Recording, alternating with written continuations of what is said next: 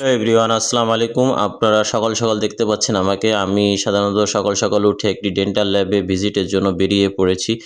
সাধারণত আজকে আমরা দেখব যে ডেন্টাল ল্যাবে যেসব দাঁতগুলো তৈরি করা হয়, কি কি শেপে তৈরি করা হয়। দেখেন কতগুলি কালার রয়েছে, যার যার গালের কালারের দাঁত যে রঙের, এই রঙের কিন্তু এই শেপ অনুযায়ী মিলিয়ে দাঁত তৈরি করে দেওয়া হয়। আমরা দেখতে এসেছি যে এখানে কত উন্নত মানের ক্যাপ তৈরি করা হয়, কতটা ভালো প্রিমিয়াম ক্যাপ তৈরি করা হয়, এটা আমরা দেখার জন্য আপনারা মেশিনটি দেখতে পাচ্ছেন। এটি সাধারণত মেটাল বাইট নেওয়ার পরে, দাঁতের মাপ নেওয়ার পরে যে পোর্সিলিন সাদা অংশ মিক্স করা হয়, আপনাদের দাঁতের রঙের যে দাঁতগুলি দেখিয়েছি এই শেপে তৈরি করা হয় সাধারণত।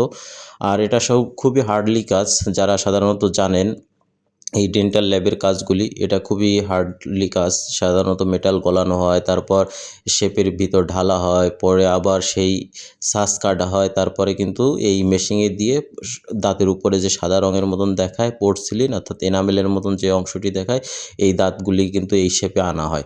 সাধারণত এখানে মেটাল গলানো হয় এই মেশিনটিতে। আপনারা দেখতে পাচ্ছেন যে এই মেশিনটিতে মেটাল গলিয়ে দাঁতের শেপে নেওয়া হয় আর এটা দিয়ে কাটা হয়। আর আমরা সাধারণত এই ল্যাবে এসে একটি বুঝতে পারলাম যে সুন্দর সুন্দর দাঁতই তৈরি করা এখানে বিভিন্ন ধরনের দাঁতের শেপ রয়েছে। আপনারা দেখতে পাচ্ছেন এই শেপগুলি কিন্তু সাধারণত আমরা খোলা দাঁতের লাগিয়ে থাকি, আর ক্যাপের জন্য আলাদা মাপ নেওয়া হয় দাঁতের শেপ অনুযায়ী।